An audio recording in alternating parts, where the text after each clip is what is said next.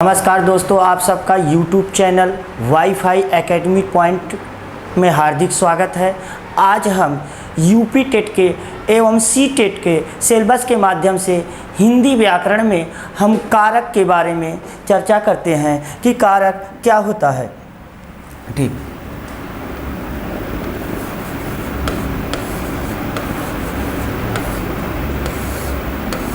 कारक क्या है? कारक उसे कहते हैं जो संज्ञा या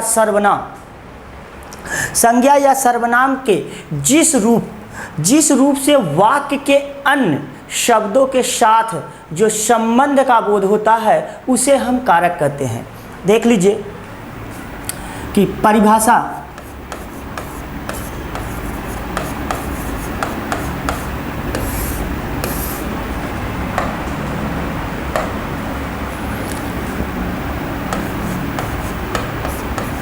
संज्ञा या सर्वनाम के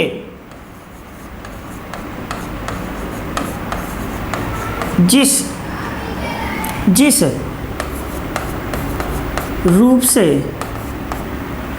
रूप से वाक्य के कह रहे हैं कि संज्ञा या सर्वनाम के रूप से वाक्य के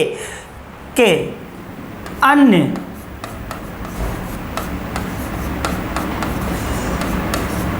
शब्दों के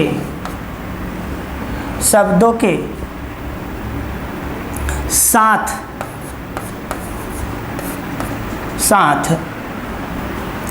उसके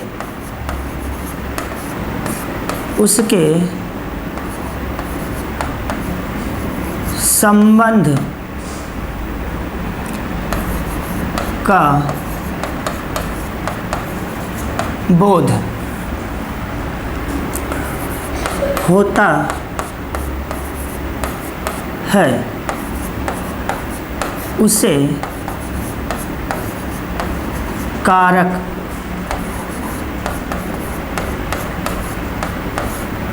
कहते हैं। तो दोस्तों यह देखिए, संज्ञा या सर्वनाम के जिस रूप से वाक्य के अन्य शब्दों के साथ उसके संबंध का बोध होता है उसे हम कारक कहते हैं। तो कारक कहते हैं तो जैसे देख लीजिए,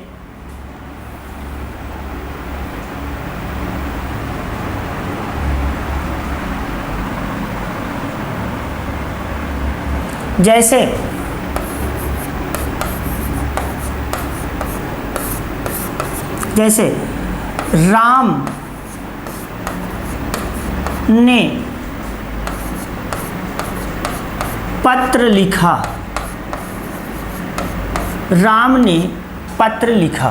अब देख लीजिए कारक क्या हुआ? तो कारक यहाँ है क्रिया, इसको हम क्या कहते हैं? क्रिया कहते हैं। तो क्रिया क्या है? क्रिया क्या यह बतला रहा है कि क्या है कि राम का संबंध क्रिया से हो रहा है, इसलिए राम क्या हो गए? कर्ता हो गए।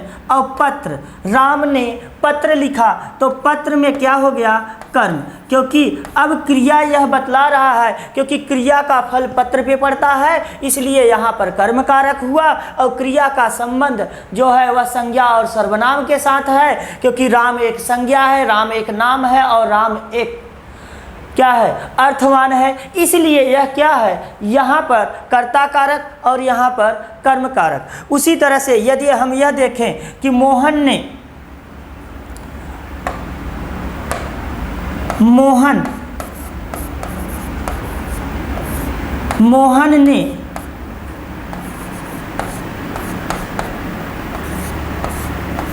कुत्ते को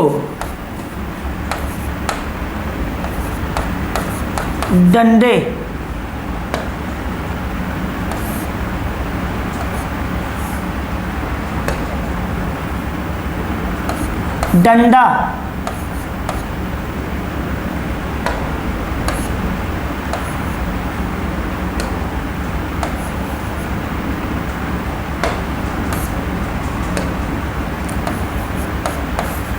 मारा।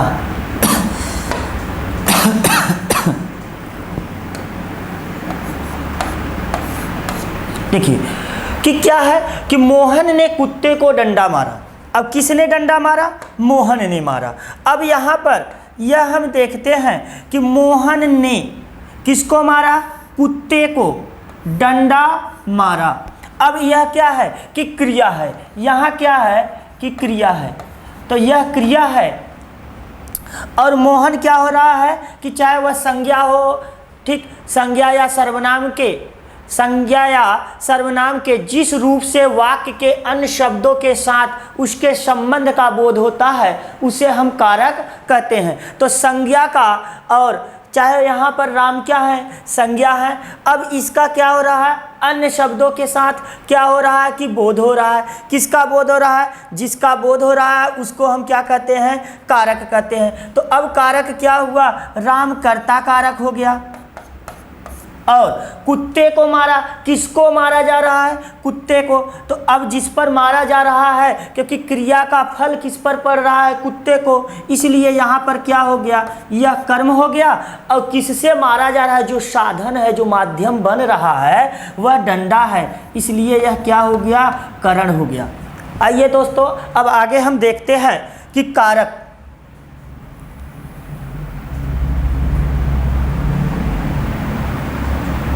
कारक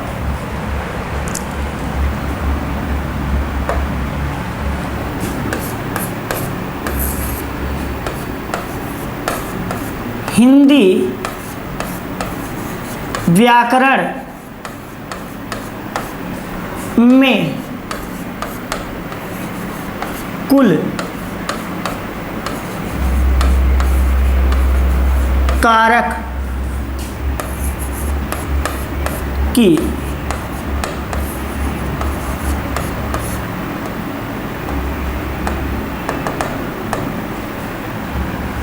हिंदी व्याकरण में कुल कारक की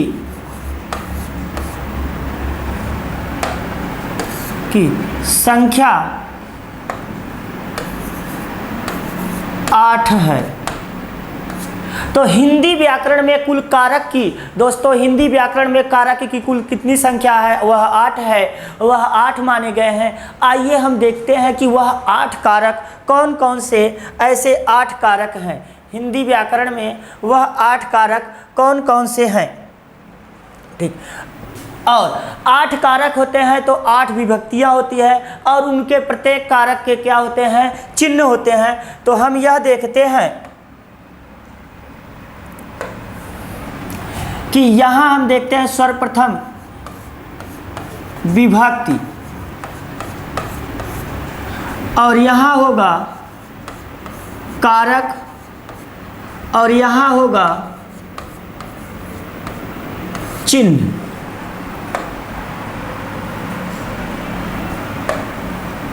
देख लीजिए कि प्रथमा विभक्ति, तो जहाँ प्रथमा विभक्ति होगा वहाँ कारक होगा कर्ता कारक, और उसका चिन्ह क्या हो जाएगा? ने चिन्ह हो जाएगा। उसका चिन्ह जो होगा वह ने होगा। और जहाँ पर द्वितीया विभक्ति होगी, द्वितीया विभक्ति, तो वहाँ पर क्या हो जाएगा कि कर्म कारक होगा, उसका चिन्ह क्या होगा? को होगा। उसका चिन्ह क्या होता है? को होता है। और यदि हम यह बात करते हैं कि जहाँ पर क्या है कि तृतीया विभक्ति है, क्या है? तृतीया विभक्ति है, वहाँ क्या हो जाता है? करण कारक। तो इसका चिन्ह क्या होता है? से होता है, से या द्वारा। तो यहाँ पर इसका चिन्ह क्या होता है? से और द्वारा होता है। और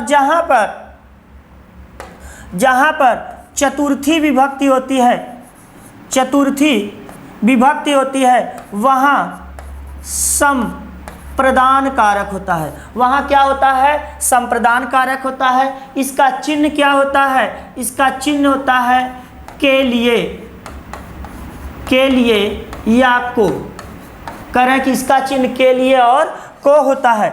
और यदि हम यह बात करते हैं कि जहाँ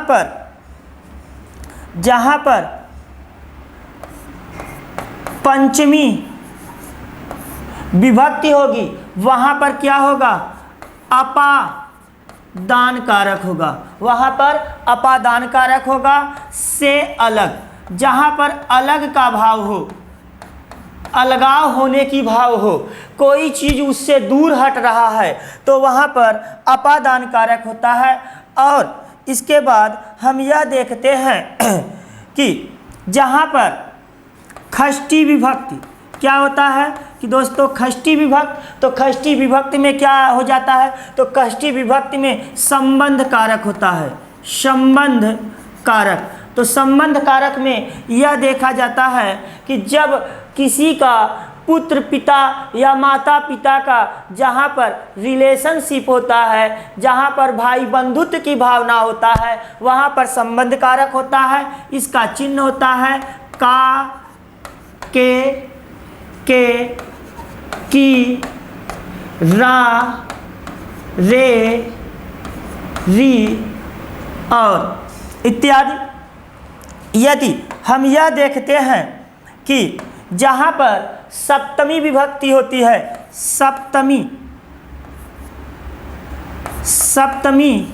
विभक्ति होती है, वहाँ पर अधिकरण कारक होता है, अधिकरण। वहाँ पर अधिकरण कारक होता है। तो अधिकरण कारक में इसका चिन्ह क्या होता है, इसका चिन्ह होता है में, पर, पे, पै। तो कह रहे हैं कि में, पर, पे, पै जहाँ पर आते हैं, चिन्ह आते हैं, वहाँ पर अधिकरण कारक होता है।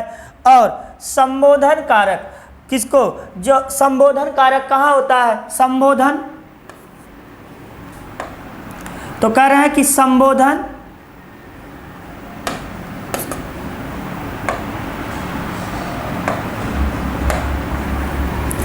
तो यहाँ पर हम बात करते हैं कि संबोधन,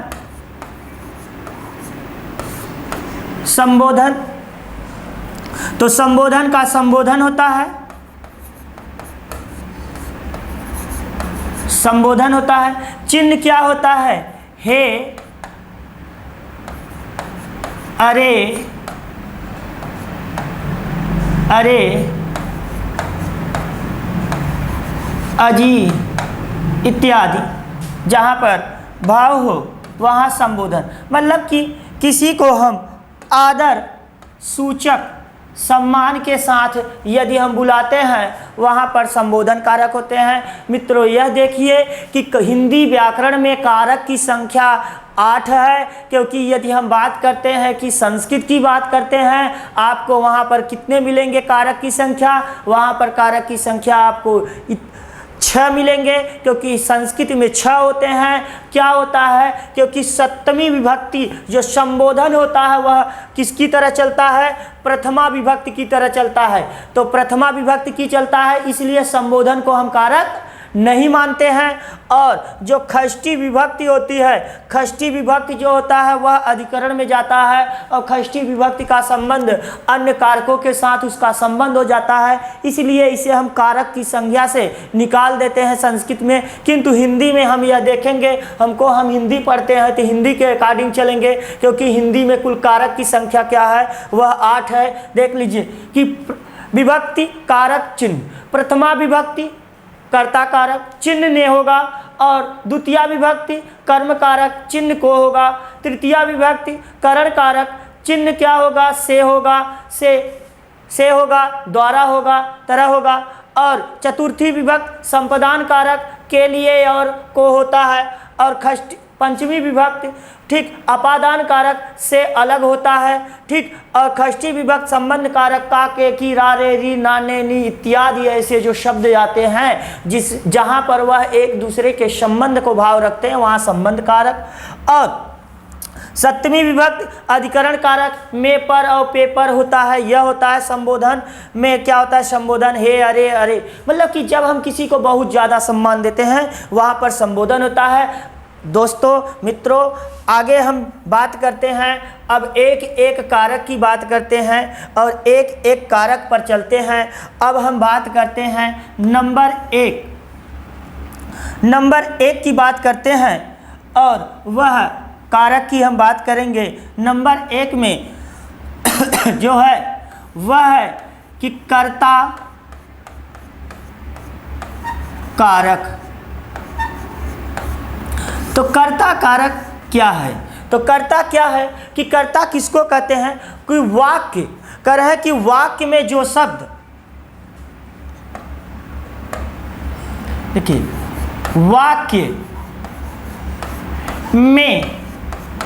वाक्य में जो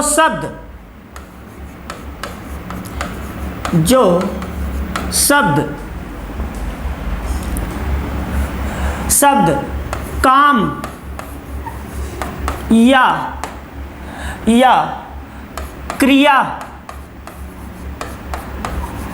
क्रिया को कह रहे हैं कि क्रिया को संपादित काम या क्रिया को क्या करता है कि संपादित करता है। ठीक, संपादित करने वाले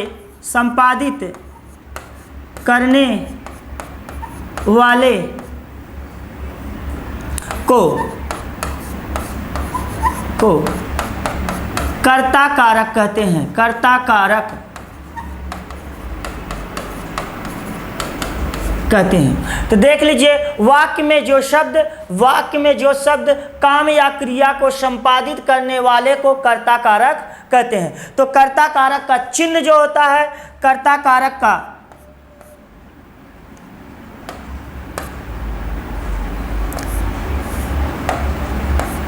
कर्ता कारक के चिन्ह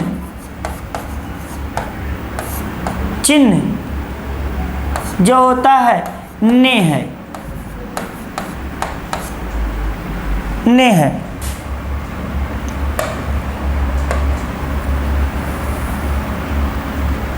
देख लीजिए, जैसे दोस्तों यह देखिए कि क्या होता है कि ने चिन्ह का कहाँ पर प्रयोग किया जाता है और कहाँ पर नहीं किया जाता है। हम यह देखते हैं कि जैसे अब ने के चिन्ह कहाँ प्रयोग किया जाता है, कि जैसे हम यह देखते हैं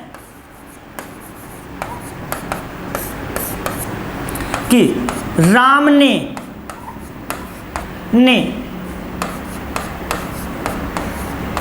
रोटी खाई। देखिए मित्रों, यह देखिए कि अब यहाँ पर क्या हुआ कि यह क्या है? क्रिया है। इसको हम क्या कहते हैं कि क्रिया कहते हैं। ठीक, अब किसने? राम ने यहाँ बात कर रहा है, तो राम की बात कर रहा है, तो क्रिया का संबंध किससे है कि राम ने। रोटी कौन खा रहा है? राम खा रहा है। तो क्या होगा कि यहाँ पर क्या हो जाएगा कि कर्ता कारक हो जाएगा। यहाँ पर कर्ता कारक हो जाएगा। भाई खाने का जो बात कर रहा है वह राम कर रहा है, इसलिए यहाँ पर कर्ता कारक होगा। और आगे हम और एग्जाम्पल देखते हैं, जैसे कि सोहन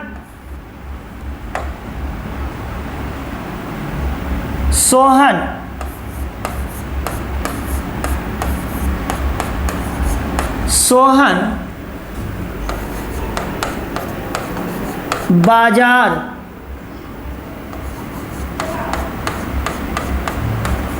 जाता है। सोहन बाजार जाता है। कौन जाता है? जाता कौन है? सोहन जाता है।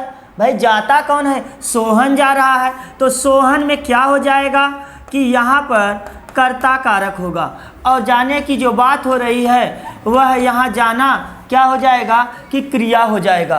तो यहाँ अगर हम बात करते हैं कि दोस्तों यह देखते हैं कि सोहन क्या होगा? कर्ता होगा, क्योंकि वह उसका क्रिया के साथ संबंध है। किसके साथ है? क्रिया के साथ संबंध है। ठीक, अगर इसकी हम बात करते हैं तो यह जो है किस में जाता है? किस वाक्य में? जैसे राम ने रोटी खाई, तो यह किस में जाता है? यह सामान्य की बातें होती है। ठीक, तो यहाँ सामान्य की बात होती है, इसलिए मित्रों।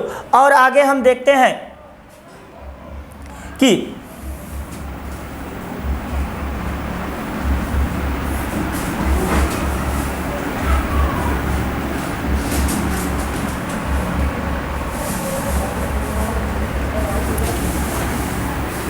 देखिए कि राम ने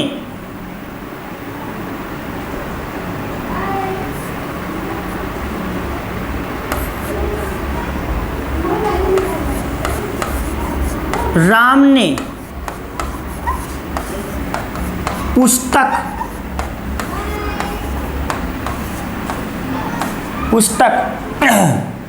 पढ़ी होती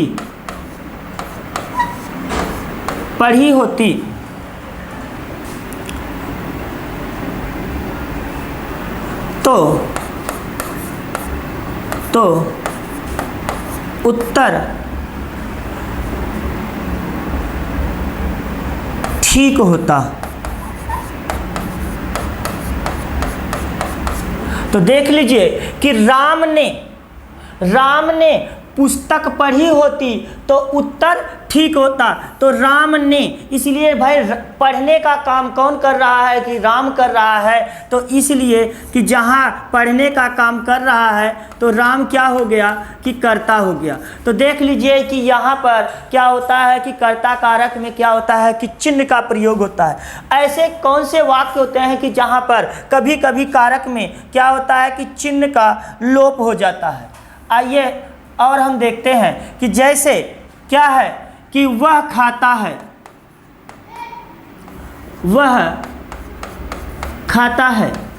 तो इस वाक्य में यहाँ क्या है कि क्रिया है और यह क्या है कि कर्ता है, दो चीज ही रहता है। तो क्रिया और कर्ता का जहाँ बोध होता है कि वहाँ पर क्या होता है कि वहाँ पर कर्ता कारक होता है, क्योंकि यह क्या है सर्वनाम है। अभी तो हमने संज्ञा के एग्जाम्पल दिए थे कि कह रहे हैं कि यह गाय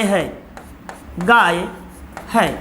तो यह गाय है, तो यह क्या है सर्वनाम शब्द है, इसलिए यह क्या है चाहे संज्ञा हो या सर्वनाम हो, तो इसलिए यह क्या होगा कर्ता कारक होगा। गाय है तो यह क्या हो गया क्रिया हो गया, क्योंकि गाय यहाँ पर क्रिया का कार्य करता है। तो मित्रों अब हम दूसरा कारक पढ़ने चलते हैं कि दूसरे कारक की तरफ चलते हैं। देखिए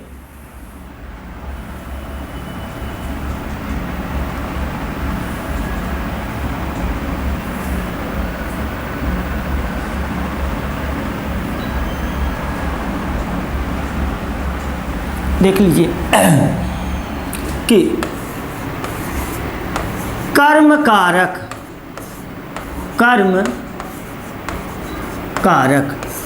तो देखिए मित्रों हम बात करते हैं कि कर्म कारक। तो कर्म कारक क्या होता है, वाक्य कर रहे हैं कि वाक्य कर रहे हैं कि वाक्य में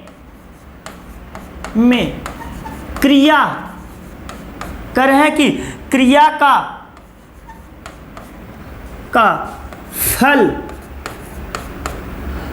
फल जिस शब्द पर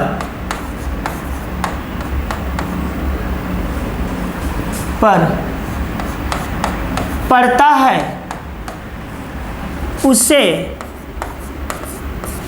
उसे कर्म कारक कहते हैं। कारक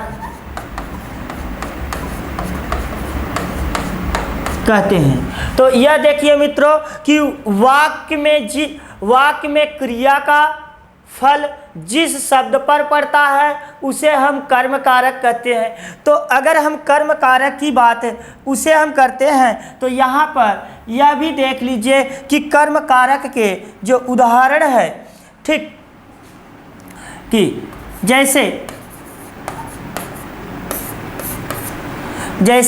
मैंने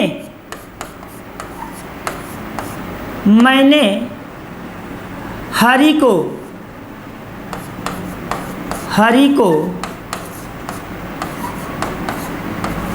बुलाया। देखिए मैंने हरि को बुलाया। अब यहाँ पर यह देखेंगे कि बुलाया क्या है, क्रिया है। बुलाया क्या है, क्रिया है। अब किसको बुलाया? मैंने। तो यहाँ मैंने दोस्तों अभी हमने कर्ता की बात किया था, तो मैंने क्या हो जाएगा? यहाँ कर्ता हो जाएगा। ये सर्वनाम की बात कर रहा है कि वह कह रहा है कि मैंने किसको बुलाया है? हरि को बुलाया है। क्रिया का फल किस पर पड़ रहा है? हरि को। इसलिए यहाँ पर क्या हो गया कि कर्म हो गया। मित्रों यह बड़ा आसान है कारक। जो लोग समझते हैं कि कारक बड़ा कठिन कार्य है, कठिन नहीं है। यदि हम उसे नियम जान जाएं तो वह कोई चीज़ कठिन है ही नहीं। यदि और एग्जाम्पल हम देखते हैं, पिता ने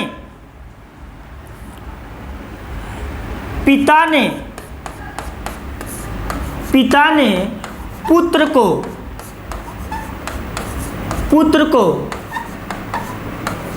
बुलाया। अब भाई बुलाने का कार्य कौन कर रहा है? पिता कर रहा है। तो इसलिए यह क्या हो गया? पिता तो कर्ता हो गया, और जो बुलाया यह क्या हुआ? क्रिया हो गया। अंतिम जो शब्द होता है वह क्रिया होता है, और जिसको बुलाया जा रहा है वह कौन है? पुत्र है। इसलिए यहाँ क्या हो गया कि कर्म हो गया। मित्रों यहाँ पर क्या हो गया? कर्म हो गया। अच्छा मित्रों, इसी से नहीं स्पष्ट होता है कि कारक हमने जान गए। कारक बड़ा ही, कर्म कारक में थोड़ी सी इतनी अपवादिता है कि कुछ ऐसे कारक होते हैं कि जिसको हमने आज तक नहीं जाना है। ठीक, आज वह जान जाएंगे कि वह कारक में क्या क्या होता है। ठीक, कारक में कभी कभी इतनी अपवादिता होती है कि जैसे और भी देख लीजिए, जहाँ मारने की बात आती है, ठीक, और जिसको मारा जाता है वह क्या हो जाता है कि कर्म कारक होता है। कि जैसे देख लीजिए कि मैंने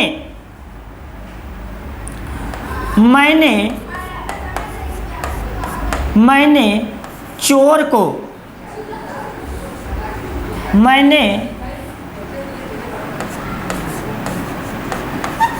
को मारा। अब देख लीजिए, मैंने किसको मारा? चोर को।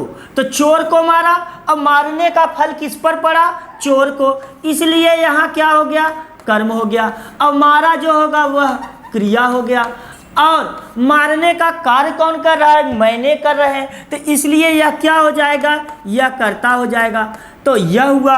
अगर हम और बात आगे देखते हैं कि देख लीजिए कि कारक के कुछ और भेद होते हैं, इतने ही नहीं होते हैं काम कारक के। 16 द्विकर्मक क्रिया होते हैं। 16 द्विकर्मक क्रिया क्या करता है कि जब दो काम एक साथ होता है, क्रिया के साथ होता है, तो वहाँ पर द्विकर्मक क्रिया होता है। कि मतलब कि दो क्रिया जब होते हैं, कि आइए हम देख लेते हैं कि 16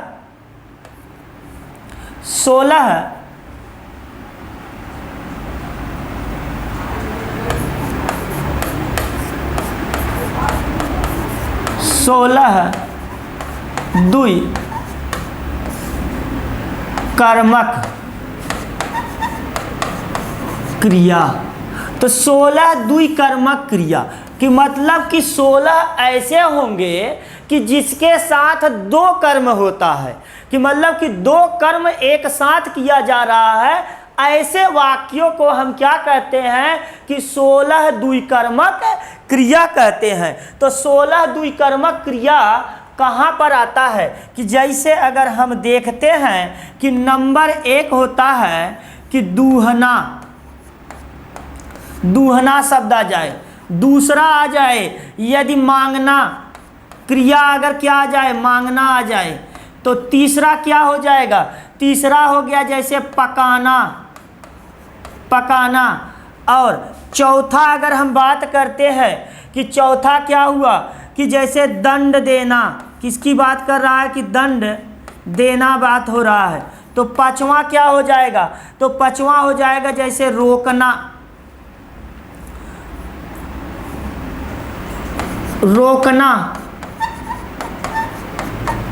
और छठवां हो जाएगा कि पूछना।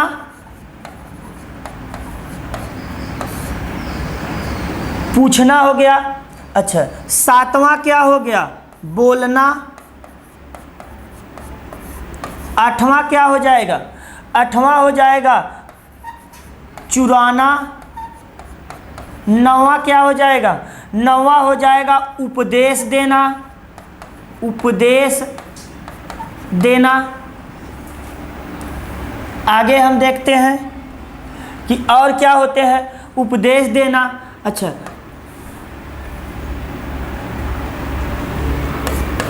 कि 10वां हो जाएगा जीतना, जीतना। 11वां हो जाएगा मथना, ठीक। और 12वां हो जाएगा 12वां हो जाएगा कि ले जाना, ले जाना, ठीक। 13वां हो जाएगा हरण, हरण करना। और 14 की बात अगर हम करते हैं तो 14 जो होता है कि खींचना शब्द होता है, खींचना। 14 के बाद जो 15 आएगा वहन करना, वहन करना शब्द आ जाए। तो 16 क्या होता है? तो 16 वह मित्र होता है कि जिसको हम कहते हैं कि चुनना।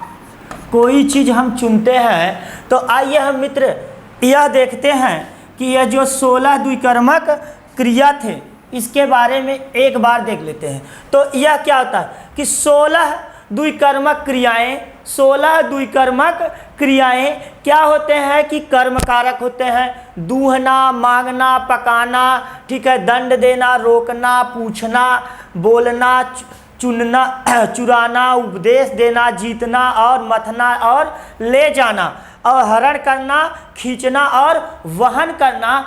ऐसे जहाँ पर क्रिया ऐसे किसी कर्म के साथ होते हैं तो वहाँ पर अगर ये क्रिया आती है तो वहाँ पर द्विकर्मक क्रिया होते हैं। एग्जाम्पल के माध्यम से अगर हम देखेंगे तो बहुत ही अच्छी तरह से समझ में आ जाएगा, क्योंकि बिना एग्जाम्पल के समझ आना थोड़ा कठिन काम है। कि आइए हम देखते हैं कि जैसे हरि ने बलि से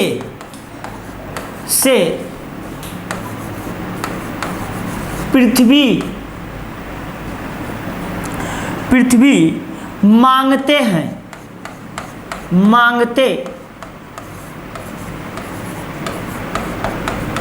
देखिए कौन मांग रहा है कि हरि ने बलि से पृथ्वी मांगते हैं। अब देखिए कि पृथ्वी, अगर दोस्तों अगर हम यह देखें कि से चिन्ह आ रहा है और अगर हम यह समझ ले कि यहाँ तो से चिन्ह आया है और यहाँ पर करण कारक होगा या अपादान कारक होगा, यह हमारी सबसे बड़ी भूल होगी। क्योंकि द्विकर्मक क्रिया में हमने द्विकर्मक जो क्रिया में हमने इसको क्या माना था कि यह क्रिया है। अगर मांगना से बना है मांगते हैं, मांगना से मांगते बनता है, इसलिए यह क्रिया है। तो यह पूरा जो वाक्य होगा यहाँ पर जो कारक होगा और क्या क्रिया का फल बलि से और पृथ्वी पे, क्योंकि दो के साथ हो रहा है इसलिए यह दो कर्मक क्रिया हो गया। और मांगने का काम कौन कर रहा है मित्रों? वह हरि कर रहे हैं, इसलिए यह क्या हुआ कि कर्ता हो गए। ठीक। और अगर हम आगे देखते हैं कि और एग्जाम्पल हम देख लेते हैं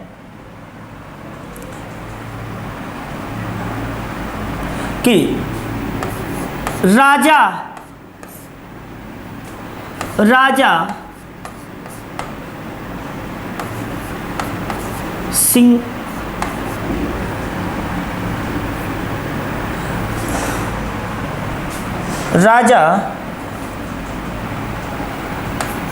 सिंहासन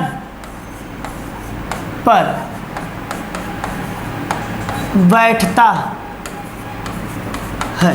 अब देखिए बैठना से बैठता बनता है, क्योंकि हम क्या करते हैं कि बैठना से बैठता बनाए, यह जो हम क्रिया बनाए हैं। अब यह क्या है कि यह जो हमने क्या बनाए हैं कि क्रिया बनाए हैं, तो यह क्रिया है क्योंकि यह द्विकर्मक क्रिया है, बैठता है। अगर हम यह चिन्ह से देखेंगे, अभी हमने क्या कहा था कि सप्तमी विभक्ति अधिकरण, सप्तमी विभक्ति अधिकरण कारक जिसमें में पर पे पय आता है, वहाँ पर अधिकरण कारक होता है। अगर इस बात को हम देखेंगे, तब अगर हम एग्जाम में अगर इसे हम अधिकरण समझ बैठे, तब तो हमारा प्रश्न गलत हो जाएगा, क्योंकि राजा कहाँ पर बैठता है? सिंहासन पर बैठता है। तो क्रिया का फल कहाँ पड़ रहा है? सिंहासन पर पड़ रहा है। इसलिए यहाँ पर क्या हो जाएगा? कर्म कारक हो जाएगा, और राजा भाई तो करता ही है, करता ही है। तो यह चीज़ें है कि अगर बैठता, अगर हम 16 द्विकर्मक क्रिया नहीं जानते हैं तो समझ लीजिए कि कर्म कारक के बारे में कुछ नहीं जानते हैं। ठीक। और भी एग्जाम्पल देख लीजिए कि और भी एग्जाम्पल देखना है, तो आइए हम दिखाते हैं कि जैसे कि सीता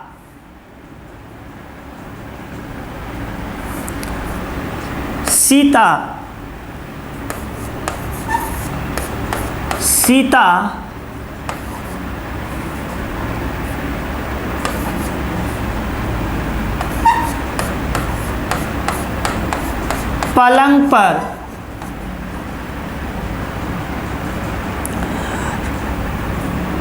पर सोती हैं। अब देख लीजिए कि यहाँ पर सोती हैं, यह क्या है? यह क्रिया है। और किस पर सो रही है? क्रिया का फल किस पर पड़ रहा है? पलंग पर पड़ रहा है। इसलिए यहाँ पर कर्म हो गया, और सीता सोने का कार्य कौन कर रही है? सीता कर रही हैं। इसलिए यहाँ पर क्या हो जाएगा कि कर्ता हो जाएगा। ठीक, और कर्ता हो जाएगा। ठीक। और अगर रहने की बात जहाँ पर आए, वहाँ पर भी कर्म कारक होता है। रहने की बात, जैसे राजा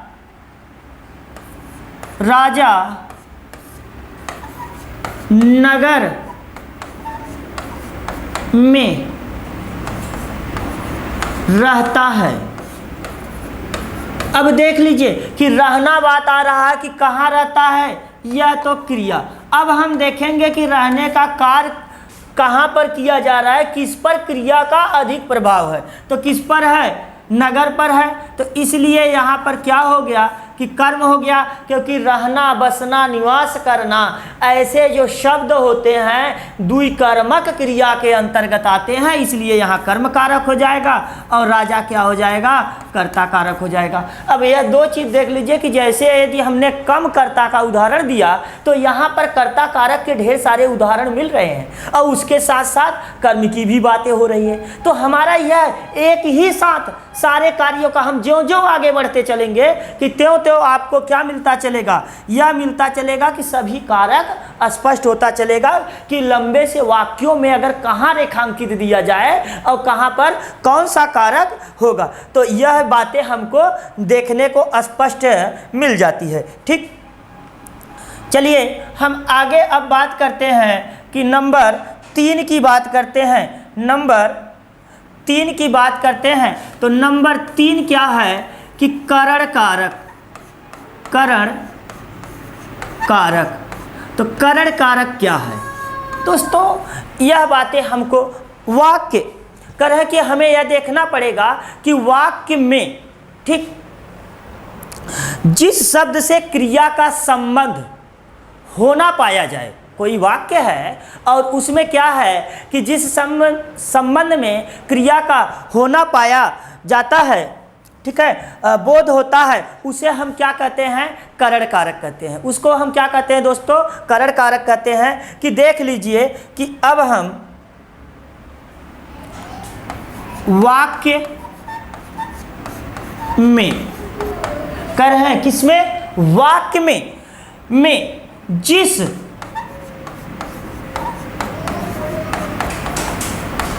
शब्द से कर है कि वाक्य में जिस शब्द से क्रिया के के संबंध का होना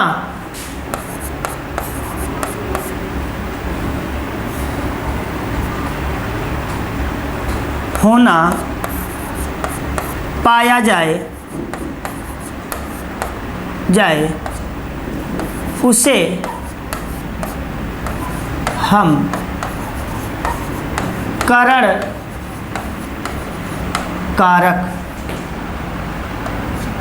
कारक कहते हैं। वाक्य में जिस शब्द ठीक शब्द से क्रिया के संबंध का होना पाया जाए उसे हम क्या कहते हैं मित्रों, उसे हम करण कारक कहते हैं। तो उसे हम करण कारक कहते हैं। तो करण कारक के जैसे हम एग्जाम्पलों को माध्यम से देखते हैं,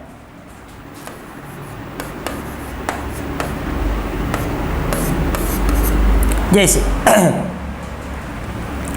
वह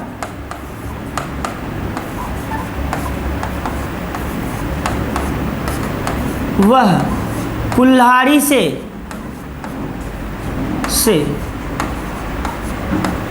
वृक्ष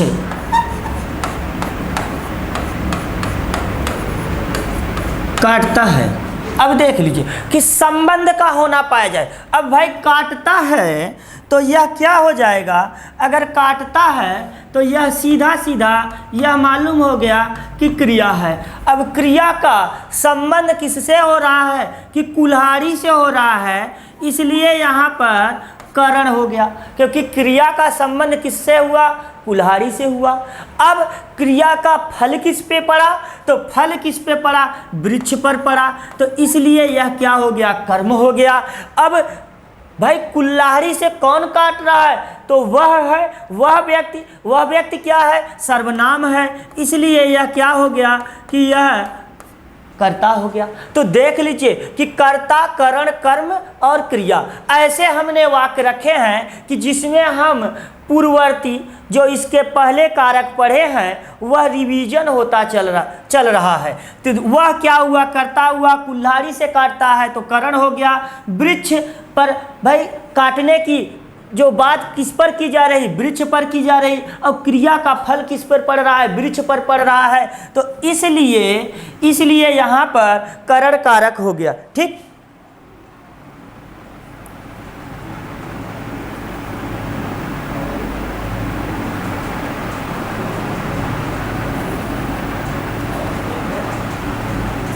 आइए देखते हैं। जैसे हम कह दें कि उसके द्वारा यह कथा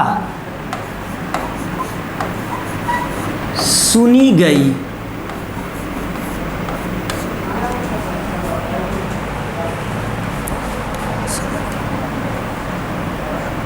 सॉरी,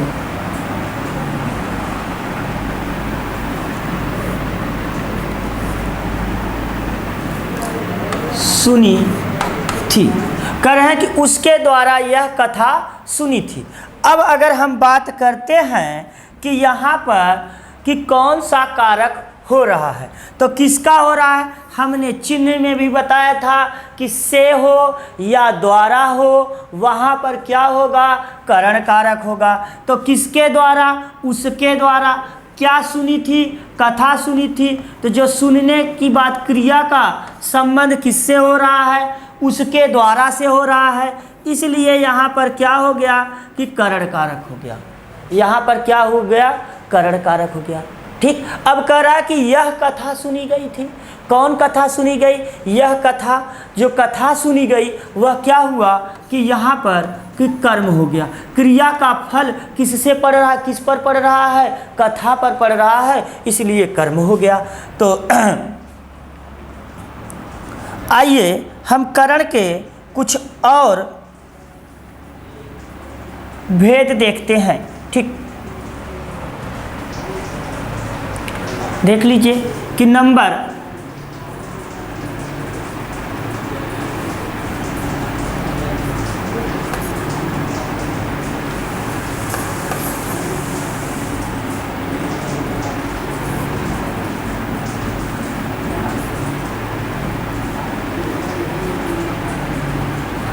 नंबर 1 भूख प्यास, भूख प्यास कर रहे हैं कि जाड़ा जाड़ा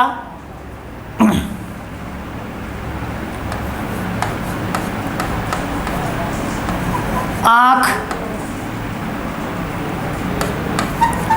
कान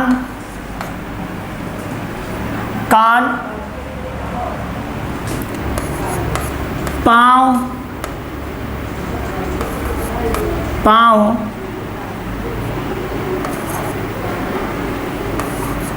पाँव इत्यादि शब्द का बोध हो, शब्द का बोध हो, वहाँ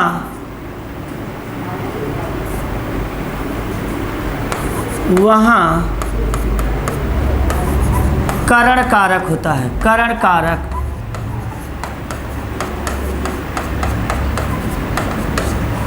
तो समझ लीजिए मित्रों, यह देख लीजिए कि जहाँ पर भूख प्यास, ठीक, भूख प्यास और आँख कान नाक हाथ पाँव, मतलब कि यह भी समझ लीजिए कि जहाँ पर शारीरिक विकार की बात की जाएगी, शरीर में कोई ऐसे विकार उत्पन्न हो रहे हैं, वहाँ पर हम क्या करते हैं कि करण कारक का प्रयोग करते हैं। आइए हम करण कारक के देख लेते हैं कि कैसे। जैसे वह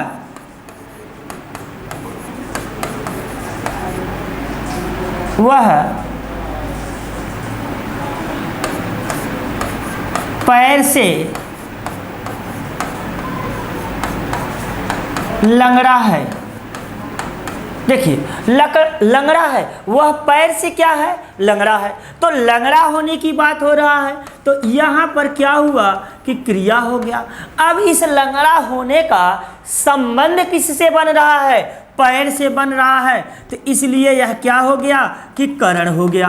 अब भाई कौन है, वह क्या है, सर्वनाम है, तो इसलिए यह क्या हो गया कि कर्ता हो गया। तो यह चीज़ मित्रों हम बहुत ध्यान देना चाहिए कि जहाँ पर शारीरिक विकार संबंधित बातें की जाती हो, वहाँ पर करण कारक होता है, ठीक।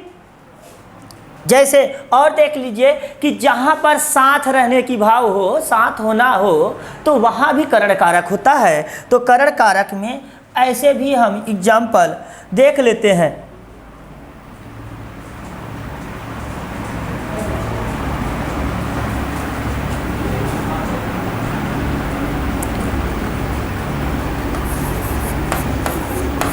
जल के बिना कह रहे हैं कि जल के बिना कमल जीवित नहीं रहता।